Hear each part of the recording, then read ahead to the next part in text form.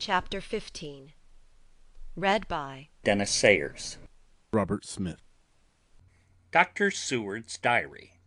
Continued. For a while, sheer anger mastered me.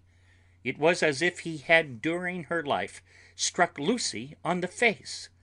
I smote the table hard, and rose up as I said to him, "Dr. Van Helsing, are you mad?" He raised his head and looked at me, and somehow the tenderness of his face calmed me at once.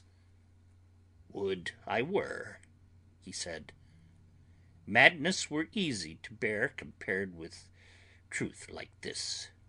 Oh, my friend, why, think you, did I go so far round? Why take so long to tell so simple a thing? Was it because I hate you, and have hated you all my life? Was it because I wished to give you pain?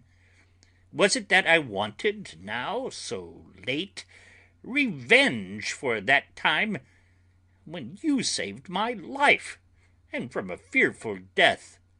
Ah, no." "Forgive me," said I.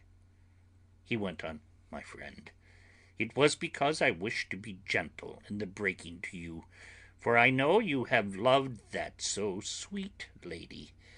But even yet I do not expect you to believe. It is so hard to accept at once any abstract truth, that we may doubt such to be possible when we have always believed the no of it. It is more hard still to accept so sad a concrete truth, and of such a one as Miss Lucy. Tonight I go to prove it. Dare you come with me?" This staggered me. A man does not like to prove such a truth, Byron excepted from the category jealousy, and prove the very truth he most abhorred. He saw my hesitation and spoke. "The logic is simple. No madman's logic this time, jumping from tussock to tussock in a misty bog. If it not be true, then proof will be relief. At worst, it will not harm. If it be true, ah, there is the dread. Yet every dread should help my cause, for in it is some need of belief. Come, I tell you what I propose. First, that we go off now and see that child in the hospital. Dr. Vincent of the North Hospital, where the papers say the child is a friend of mine, and I think of yours since you were in class at Amsterdam. He will let two scientists see his case, if he will not let two friends. We shall tell him nothing, but only that we wish to learn. And then, he took a key from his pocket and held it up. And then we spend the night, you and I, in the churchyard where Lucy lies. This is the key that lock the tomb. I had it from the coffin man to give to Arthur." My heart sank within me, for I felt that there was some fearful ordeal before us. I could do nothing, however, so I plucked up what heart I could, and said that we had better hasten, as the afternoon was passing. We found the child awake. It had had a sleep and taken some food, and altogether was going on well. Dr. Vincent took the bandage from its throat and showed us the punctures. There was no mistaking the similarity to those which had been on Lucy's throat. They were smaller, and the edges looked fresher, that was all. We asked Vincent to what he attributed them, and he replied that it must have been a bite of some animal, perhaps a rat, but for his own part he was inclined to think it was one of the bats which are so numerous on the northern heights of London. "Out of so many harmless ones," he said, "there may be some wild specimen from the south, of a more malignant species. Some sailor may have brought one home, and it managed to escape; or even from the zoological gardens a young one may have got loose, or one be bred there from a vampire. These things do occur, you know. Only 10 days ago a wolf got out, and was, I believe, traced up in this direction. For a week after, the children were playing nothing but Red Riding Hood on the heath, and in every alley in the place, until this Blofer lady scare came along. Since then it has been quite a gala time with them. Even this poor little mite, when he woke up today, asked the nurse if he might go away. When she asked him why he wanted to go, he said he wanted to play with the Blofer lady." "I hope," said Van Helsing, "that when you are sending the child home, you will caution its parents to keep strict watch over it. These fancies to stray are most dangerous, and if the child were to remain out another night, it would probably be fatal. But in any case, I suppose you will not let it away for some days." "Certainly not. Not for a week at least. Longer, if the wound is not healed. Our visit to the hospital took more time than we had reckoned on, and the sun had dipped before we came out." When Van Helsing saw how dark it was, he said, "There is not hurry. It is more late than I thought.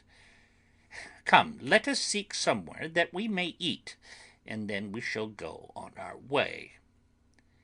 We dined at Jack Straw's Castle, along with a little crowd of bicyclists and others who were genially noisy. About 10 o'clock we started from the inn. It was then very dark, and the scattered lamps made the darkness greater when we were once outside their individual radius. The professor had evidently noted the road we were to go, for he went on unhesitatingly, but as for me, I was in quite a mix-up as to locality. As we went further, we met fewer and fewer people, till at last we were somewhat surprised when we met even the patrol of horse police going their usual suburban round.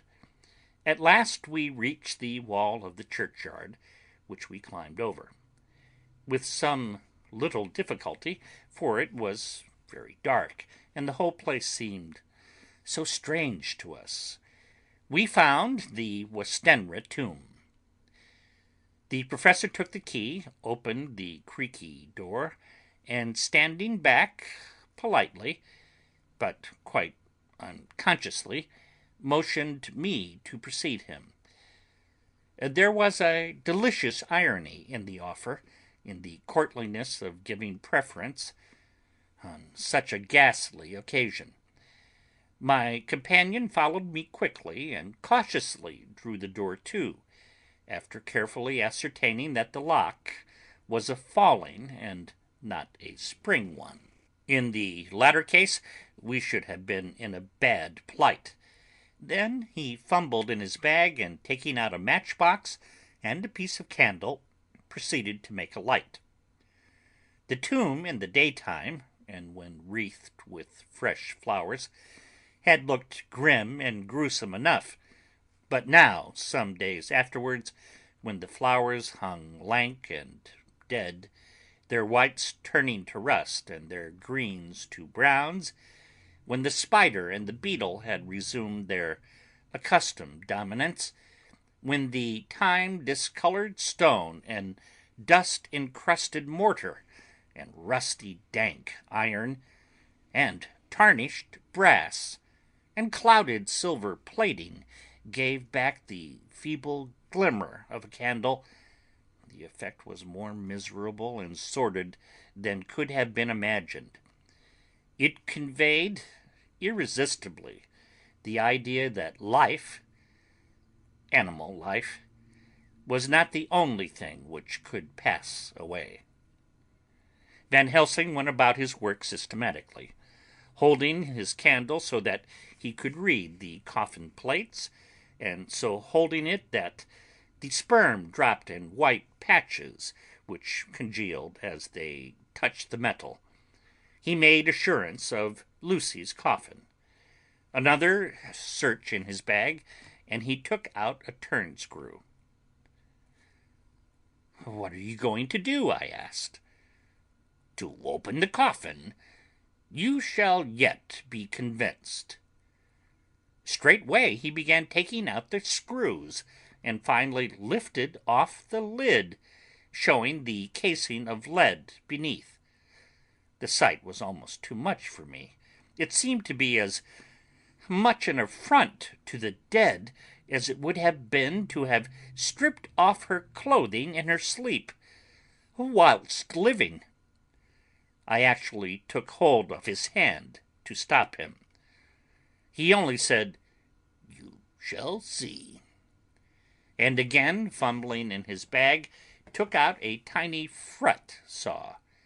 Striking the turn-screw through the lead with a swift downward stab, which made me wince, he made a small hole, which was, however, big enough to admit the point of the saw. I had expected a rush of gas from the weak old corpse. We doctors who have had to study our dangers have to become accustomed to such things, and I drew back towards the door. But the professor never stopped for a moment. He sawed down a couple of feet along one side of the lead coffin, and then across, and down the other side. Taking the edge of the loose flange, he bent it back towards the foot of the coffin, and holding up the candle into the aperture, motioned to me to look. I drew near and looked. The coffin was empty. It was certainly a surprise to me, and gave me a considerable shock, but Van Helsing was unmoved. He was now more sure than ever of his ground, and so emboldened to proceed in his task.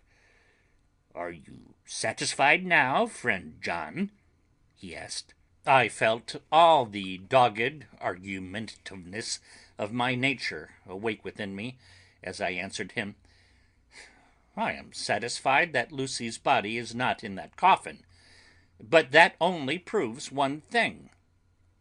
"And what is that, friend John?" "That it is not there." "That is good logic," he said, "so far as it goes. But how can you account for it not being there?" "Perhaps a body snatcher," I suggested. "Some of the undertaker's people may have stolen it." I felt that I was speaking folly, and yet it was the only real cause which I could suggest. The professor sighed. "Ah, well," he said, "we must have more proof. Come with me." He put on the coffin lid again, gathered up all his things and placed them in the bag, blew out the light and placed the candle also in the bag. We opened the door and went out. Behind us he closed the door and locked it. He handed me the key, saying, "Will you keep it? You had better be assured." I laughed. It was not a cheerful laugh, I am bound to say, as I motioned him to keep it. "A key is nothing," I said.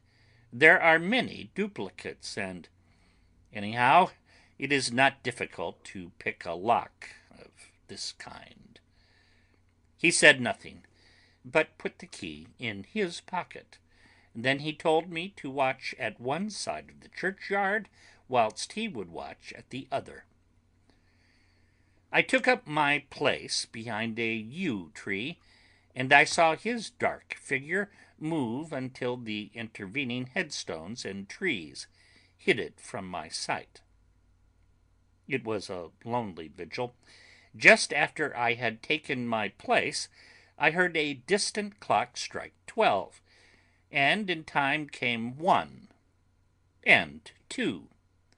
I was chilled and unnerved and angry with the professor for taking me on such an errand, and with myself for coming.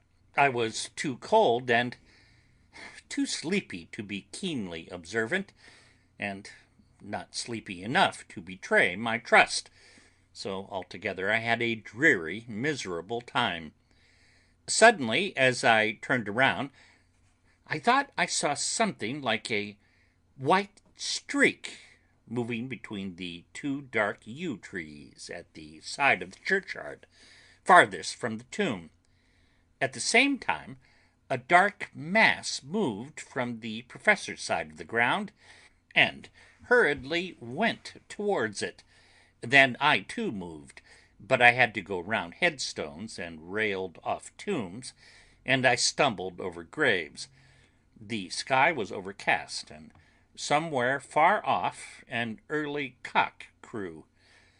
A little ways off, beyond a line of scattered juniper trees, which marked the pathway to the church, a white, dim figure flitted in the direction of the tomb. The tomb itself was hidden by trees, and I could not see where the figure had disappeared. I heard the rustle of actual movement where I had first seen the white figure, and coming over, found the professor holding in his arms a tiny child. When he saw me, he held it out to me and said, "Are you satisfied now?" "No," I said in a way that I felt was aggressive. "Do you not see the child?" "Yes, it is a child, but who brought it here? And is it wounded?" "We shall see," said the professor, and with one impulse we took our way out of the churchyard, he carrying the sleepy child. When we had got some little distance away, we went into a clump of trees, and struck a match, and looked at the child's throat. It was without a scratch or scar of any kind. "Was I right?" I asked triumphantly. "We were just in time," said the professor thankfully. We had now to decide what we were to do with the child, and so consulted about it. If we were to take it to a police station, we should have to give some account of our movements during the night. At least, we should have had to make some statement as to how we had come to find the child. So finally we decided that we would take it to the heath, and when we heard a policeman coming, would leave it where he could not fail to find it. We would then seek our way home as quickly as we could. All fell out well. At the edge of Hampstead Heath we heard a policeman's heavy tramp, and laying the child on the pathway, we waited and watched until he saw it as he flashed his lantern to and fro. We heard his exclamation of astonishment, and then we went away silently. By good chance we got a cab near the Spaniards and drove to town. I cannot sleep, so I make this entry. But I must try to get a few hours' sleep, as Van Helsing is to call for me at noon. He insists that I go with him on another expedition. 27 September. It was 2 o'clock before we found a suitable opportunity for our attempt. The funeral held at noon was all completed, and the last stragglers of the mourners had taken themselves lazily away when, looking carefully from behind a clump of alder trees, we saw the sexton lock the gate after him. We knew that we were safe till morning, did we desire it, but the professor told me that we should not want more than an hour at most. Again, I felt that horrid sense of the reality of things, in which any effort of imagination seemed out of place, and I realized distinctly the perils of the law which we were incurring in our unhallowed work. Besides, I felt it was all so useless, outrageous as it was to open a leaden coffin to see if a woman dead nearly a week were really dead. It now seemed the height of folly to open the tomb again, when we knew, from the evidence of our own eyesight, that the coffin was empty. I shrugged my shoulders, however, and rested silent, for Van Helsing had a way of going on his own road, no matter who remonstrated. He took the key, opened the vault, and again courteously motioned me to proceed. The place was not so gruesome as last night, but oh, how unutterably mean-looking when the sunshine streamed in. Van Helsing walked over to Lucy's coffin, and I followed. He bent over and again forced back the leaden flange, and a shock of surprise and dismay shot through me. There lay Lucy, seemingly just as we had seen her the night before her funeral. She was, if possible, more radiantly beautiful than ever, and I could not believe that she was dead. The lips were red, nay, redder than before, and on the cheeks was a delicate bloom. "Is this a juggle?" I said to him. "Are you convinced?" "Now," said the professor in response, and as he spoke he put over his hand, and in a way that made me shudder, pulled back the dead lips and showed the white teeth. "See," he went on, "they are even sharper than before. With this and this," and he touched one of the canine teeth and that below it, "the little children can be bitten. Are you of belief now, friend John?" Once more argumentative hostility woke within me. I could not accept such an overwhelming idea as he suggested. So, with an attempt to argue, of which I was even at the moment ashamed, I said, "She may have been placed here since last night." "Indeed, that is so." "And by whom?"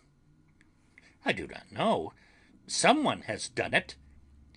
"And yet she has been dead 1 week. Most peoples in that time would not look so." I had no answer for this, so was silent. Van Helsing did not seem to notice my silence. At any rate, he showed neither chagrin nor triumph. He was looking intently at the face of the dead woman, raising the eyelids and looking at the eyes, and once more opening the lips and examining the teeth. Then he turned to me and said, "Here there is one thing which is different from all recorded. Here is some dual life that is not as the common. She was bitten by the vampire when she was in a trance, sleepwalking. Oh, you start. You do not know that, friend John, but you shall know it later. And in trance could he best come to take more blood. In trance she dies, and in trance she is undead too. So it is that she differ from all other.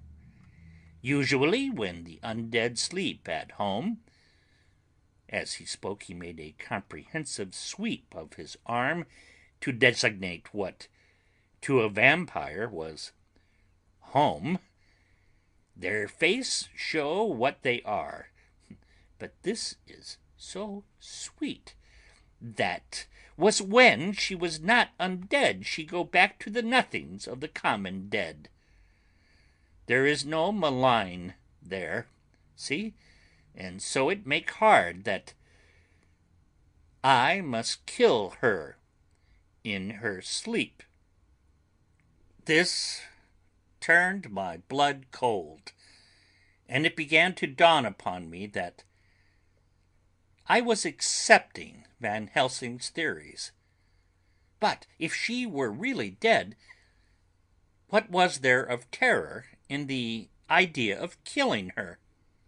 He looked at me, and evidently saw the change in my face, for he almost said joyously, "Ah, you believe now." I answered, "Do not press me too hard all at once. I am willing to accept. How will you do this bloody work?" "I shall cut off her head and fill her mouth with garlic, and I shall drive a stake through her body." It made me shudder to think of so mutilating the body of the woman whom I had loved, and yet the feeling was not so strong as I had expected. I was, in fact, beginning to shudder at the presence of this being, this undead, as Van Helsing called it, and to loathe it.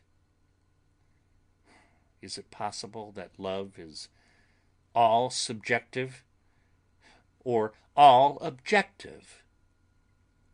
I waited a considerable time for Van Helsing to begin, but he stood as if wrapped in thought. Presently he closed the catch of his bag with a snap and said, "I have been thinking, and have made up my mind as to what is best. If I did simply follow my inclining, I would do now, at this moment, what is to be done. But there are other things to follow, and things that are 1,000 times more difficult, in that them we do not know. This is simple. She have yet no life taken, though that is of time, and to act now would be to take danger from her forever. But then we may have to want Arthur, and how shall we tell him of this?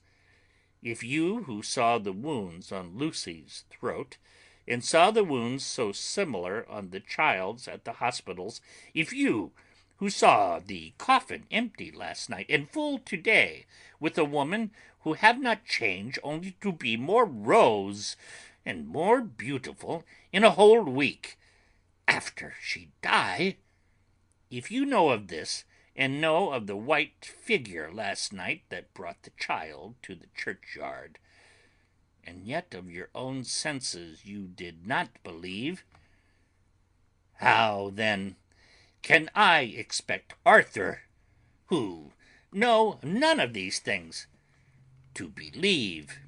He doubted me when I took him from her kiss when she was dying.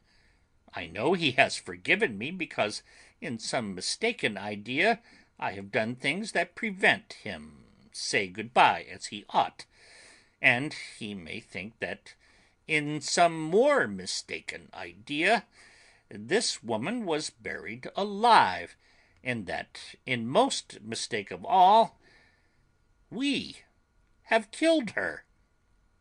He will then argue back that it is we mistaken ones that have killed her by our ideas, and so he will be much unhappy always. Yet he never can be sure, and that is the worst of all. And he will sometimes think that she he loved was buried alive, and that will paint his dreams with horrors of what she must have suffered. And again he will think that we may be right, and that his beloved was, after all, an undead. No, I told him once, and since then I learned much.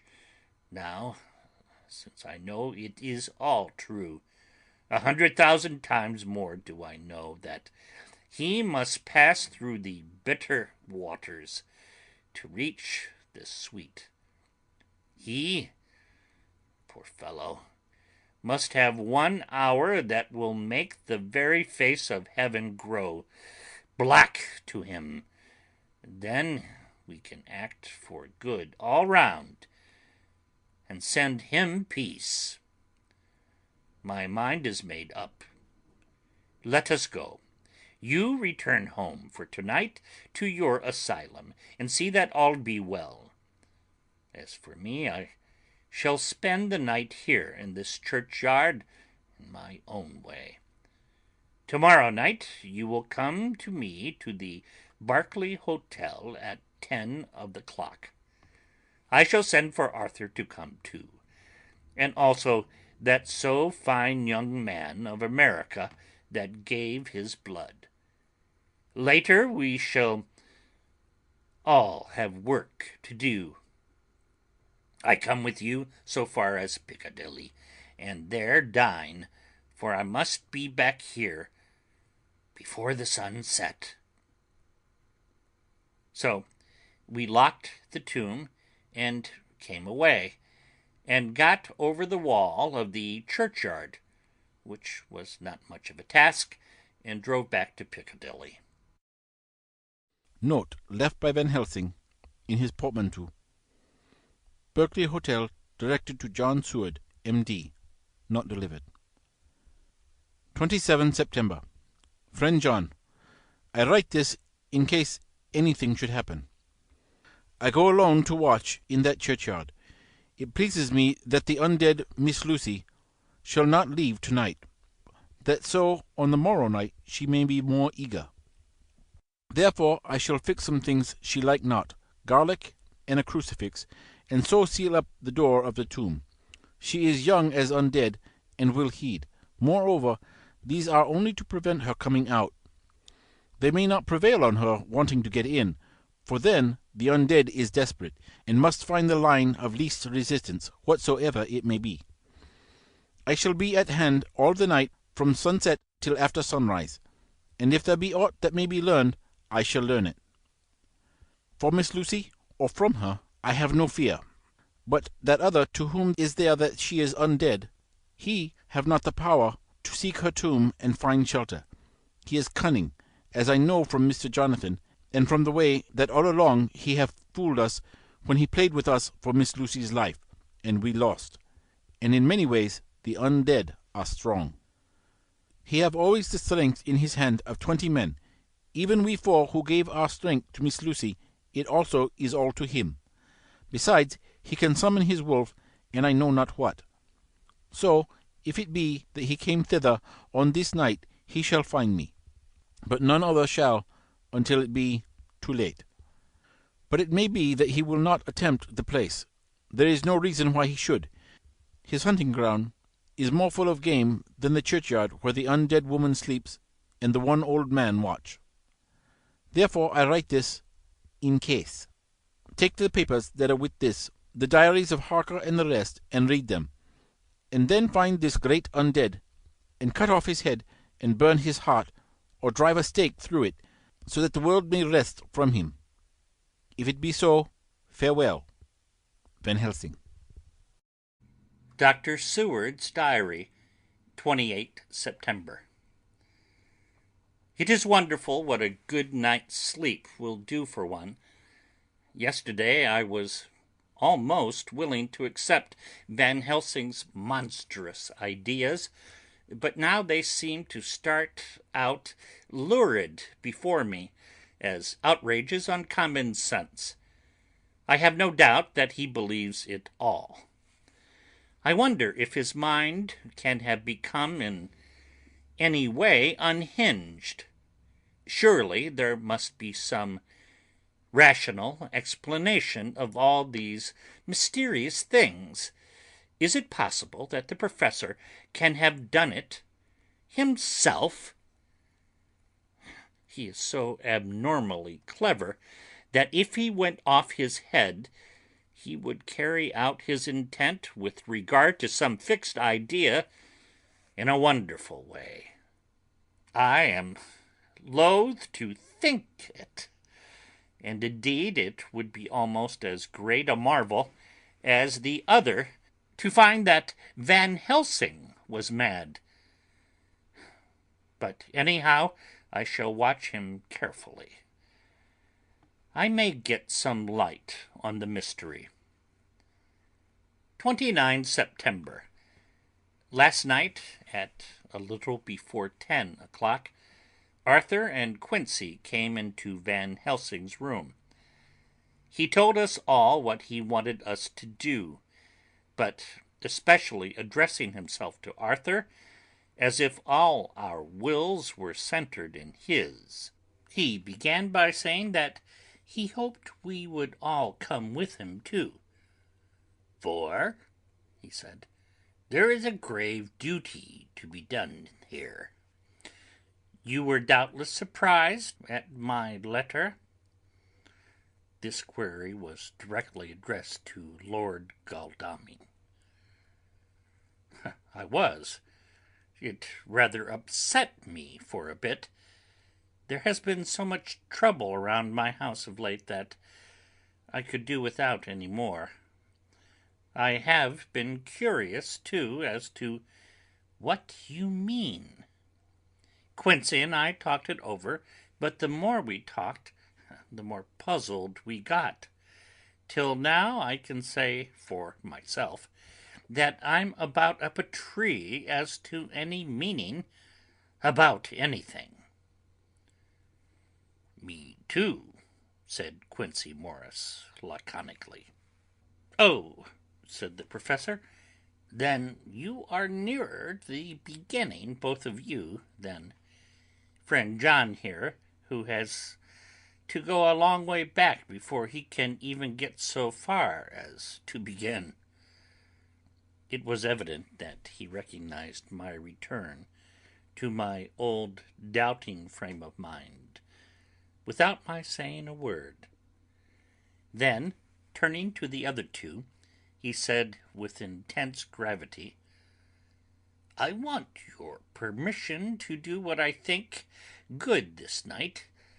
It is, I know, much to ask, and when you know what it is I propose to do, you will know, and only then, how much.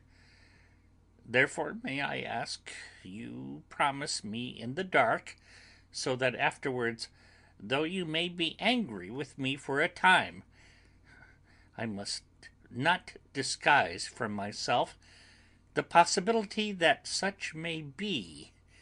You shall not blame yourselves for anything." "That's frank, anyhow," broke in Quincey. "I'll answer for the professor.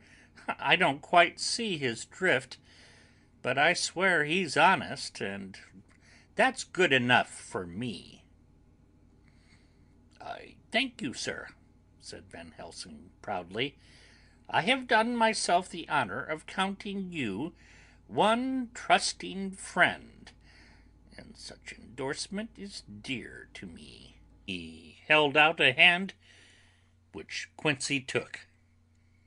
Then Arthur spoke out. "Dr. Van Helsing, I don't quite like to buy a pig in a poke, as they say in Scotland, and if it be anything in which my honour as a gentleman or my faith as a Christian is concerned, I cannot make such a promise. If you can assure me that what you intend does not violate either of these two, then I give my consent at once, though for the life of me I cannot understand what you are driving at." "I accept your limitation," said Van Helsing, "and all I ask of you is that, if you feel it necessary to condemn any act of mine, you will first consider it well and be satisfied that it does not violate your reservations." "Agreed," said Arthur. "That is only fair. And now that the pourparlers are over, may I ask what it is we are to do?" "I want you to come with me, and to come in secret to the churchyard at Kingstead." Arthur's face fell as he said, in an amazed sort of way, "Where poor Lucy is buried?" The professor bowed. Arthur went on. "And when there?" "To enter the tomb." Arthur stood up. "Professor, are you in earnest, or is it some monstrous joke? Pardon me. I see that you are in earnest." He sat down again, but I could see that he sat firmly and proudly, as one who is on his dignity. There was silence until he asked again, "And when in the tomb?" "To open the coffin." "This is too much," he said angrily, rising again. "I am willing to be patient in all things that are reasonable, but in this desecration of the grave of one who..." He fairly choked with indignation. The professor looked pityingly at him. "If I could spare you one pang, my poor friend," he said, "God knows I would, but this night our feet must tread in thorny paths, or later, and for ever, the feet you love must walk in paths of flame." Arthur looked up with set white face and said, "Take care, sir, take care." "Would it not be well to hear what I have to say?" said Van Helsing. "And then you will at least know the limit of my purpose. Shall I go on?" "That's fair enough," broke in Morris. After a pause Van Helsing went on, evidently with an effort. "Miss Lucy is dead. Is it not so? Yes. Then there can be no wrong to her. But if she not be dead..." Arthur jumped to his feet. "Good God!" he cried. "What do you mean? Has there been any mistake? Has she been buried alive?" He groaned in anguish that not even hope could soften. I did not say she was alive, my child. I did not think of it. I go no further than to say that she might be undead. Undead? Not alive? What do you mean? Is this all a nightmare, or what is it?